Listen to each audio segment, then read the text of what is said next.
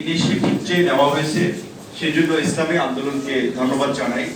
এর আগেও তারা জাতীয় স্বার্থ সংশ্লিষ্ট এরকম কিছু বিষয়ে এই ধরনের সংলাপ আয়োজন করেছিল নির্বাচনের আগেও, এবং অন্যান্য রাজনৈতিক দল ইনক্লুডিং আমরা করেছিলাম।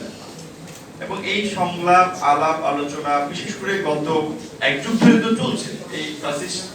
এই ফ্যাসিবাদের 16 বছর বলা চলে, প্রায় 1.5 যুগ। আর আমরাও কিন্তু এই ফ্যাসিবাদের উৎখাতে আমাদেরও আলাপ আলোচনাগুলো চালিয়ে যাচ্ছি, কিন্তু দুর্ভাগ্য হচ্ছে কাজ হচ্ছে না। আমরা আলোচনা করতেছি কিন্তু আমাদের সঠিক অ্যাকশন প্ল্যান আসতেছে না।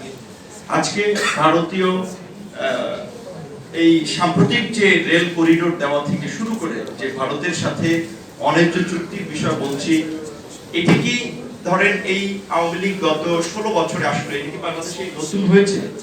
দেশ স্বাধীনের পরই তো 72 সালে বঙ্গবন্ধুকে দিয়ে প্রথম বাংলাদেশের অভ্যন্তরীণ নৌ চলাচল এবং স্থল পথ ব্যবহারের চুক্তি করেছে বঙ্গবন্ধুকে দিয়ে, যেটি আপনাদের মনে থাকার কথা। ভারত পাকিস্তান ভাগ হওয়ার পরে 1965 সালে ভারত পাকিস্তান যুদ্ধের পরে যে বাংলাদেশের উত্তর পূর্বাঞ্চলে নৌপথ যে ভারত ব্যবহার করত কলকাতা সহ এই অঞ্চলে যে পণ্য পরিবহনে, সেটি বন্ধ ছিল 65 সালে। 71-এ যখন আপনার পাকিস্তান থেকে বাংলাদেশ আলাদা হয়েছে, তখনই ভারত আমাদেরকে সহযোগিতা করেছে মুক্তিযুদ্ধে, তার ফায়দা নেওয়া শুরু করেছে যে এই নৌপথ স্থলপথ ব্যবহার করার মধ্যে দিয়ে। পর্যায়ক্রমে সেটা অনেক নিয়েছে এবং তার কিছু খাসারত বাংলাদেশ খুব চরমভাবে দিয়েছে। 75-এর ঘটনার জন্য বিএনপিকে দায়ী করা হয়। বিএনপি জিয়াউর রহমান সে সময় কি ছিলেন?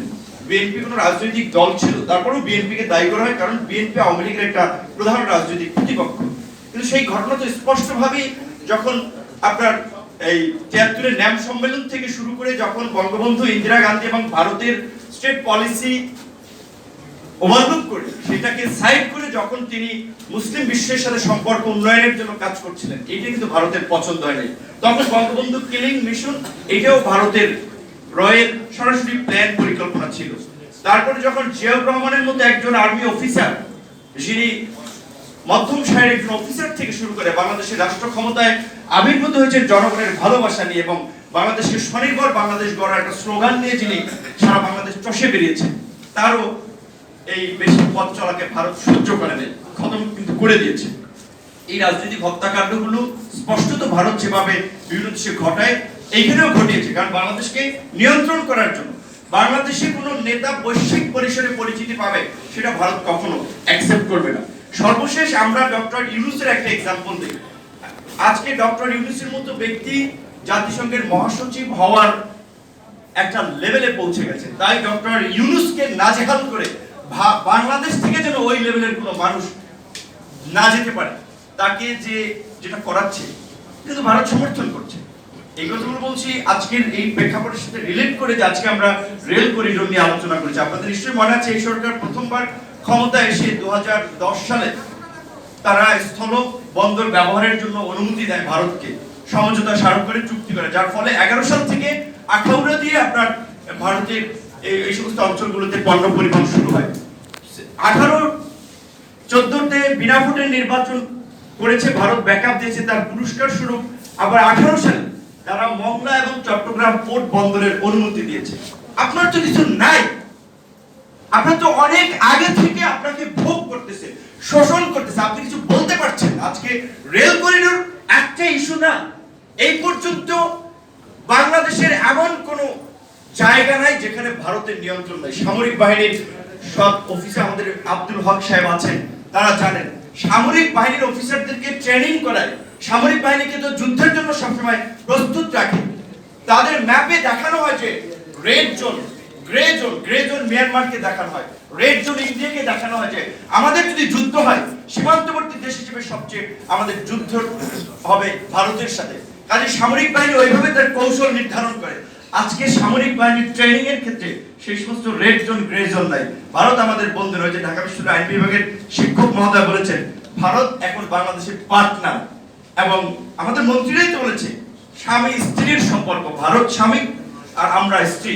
আর আমাদের কালচার সোসাইটিতে যেভাবে স্বামীরা ডমিনেট করে, ভারত আমাদেরকে ডমিনেট করবে। সো এইটা নতুন কোনো ইস্যু না, কিন্তু দুঃখজনক হচ্ছে এটা যে এত প্রেক্ষাপট এই ফ্যাসিস্ট উৎখাতের জন্য এত সুযোগ আমরা পেয়েছি, কিন্তু আমরা কিন্তু এক জায়গায় আসতে পারিনি, আমরা একটা কার্যকর আন্দোলন করে তুলতে পারিনি। 18 সালের এই 24 নির্বাচন আগে যান, 42টা দল নির্বাচন যুবত আন্দোলন করেছে, 63টা দল নির্বাচন বর্জন করেছে। সবাই কি রাজপথে আন্দোলন সংগ্রাম করেছে? শেখ হাসিনাকে বলেছে দাঁড়িয়ে যে হাসিনার বিদায় ঘটিয়ে আমরা ঘরে ফিরবো, এই কথা সবাই বলেছে? বলেন। আমরা একদিকে ফ্যাসিবাদের পতন চাচ্ছি, ভারতীয় আগ্রাসন প্রতিরোধ করতে চাচ্ছি, অন্যদিকে আবার ভারতকে আগ্রাসন চালানোর জন্য নিজেরা বিভক্ত থেকে সুযোগ দিচ্ছি। আবার আমরা অনেকে নিজের রাজনৈতিক বিকাশের জন্য সরকারের চক্ষুশূল হয় এমন কাজ করছি না কিংবা কথা বলছি না, ঝুঁকি নিতে চাচ্ছি না।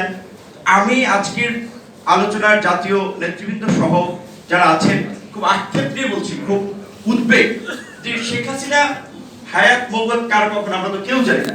শেখ হাসিনা তো জীবনের শেষ প্রান্তে, বয়স শেষ হয়ে গিয়েছে। আমাদের মতো তরুণরা বা আগামী প্রজন্ম এই দেশে তাদের ফিউচারটা কি? আপনারা অনেক বিশ্লেষণে অনেকে বলেন যে ভারত সিকিম হায়দ্রাবাদের মতো বাংলাদেশকে দখল করবে।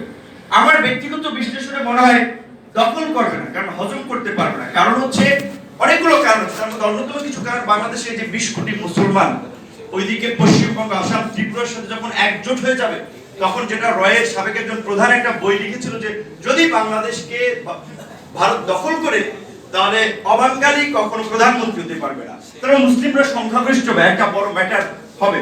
আর কি করতে পারে? ফিলিস্তিনের মতো পরিণতিটা করবে। 1 বিঘা 2 বিঘা 3 বিঘা জমি দখল করতে করতে নিতে নিতে আমাদের বিদ্যুতের লাইন, পানির লাইন, অলরেডি দেশে না আদানির বিদ্যুৎ আমরা এনেছি না উচ্চ মূল্যে, বিদ্যুতের লাইন, পানির লাইন, খাবার, যে কেউ আমাদের পেঁয়াজ, কাঁচামরিচ, আলুর জন্য বাংলাদেশ কৃষি প্রধান দেশ, সেখানে ভারতের উপর ডিপেন্ডেবল করা হচ্ছে।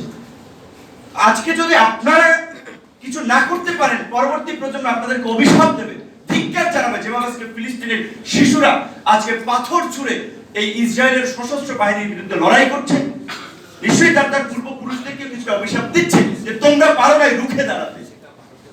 আজকে আমরা যদি বিভাজিত থাকি, মৌলিক দাবিতে যদি এক সুরে কথা না বলতে পারি, রাস্তায় দাঁড়াতে না পারি, তাহলে এই সভা, সেমিনার, বিভিন্ন রাজনৈতিক প্রোগ্রাম কোনো ফায়দা হবে না।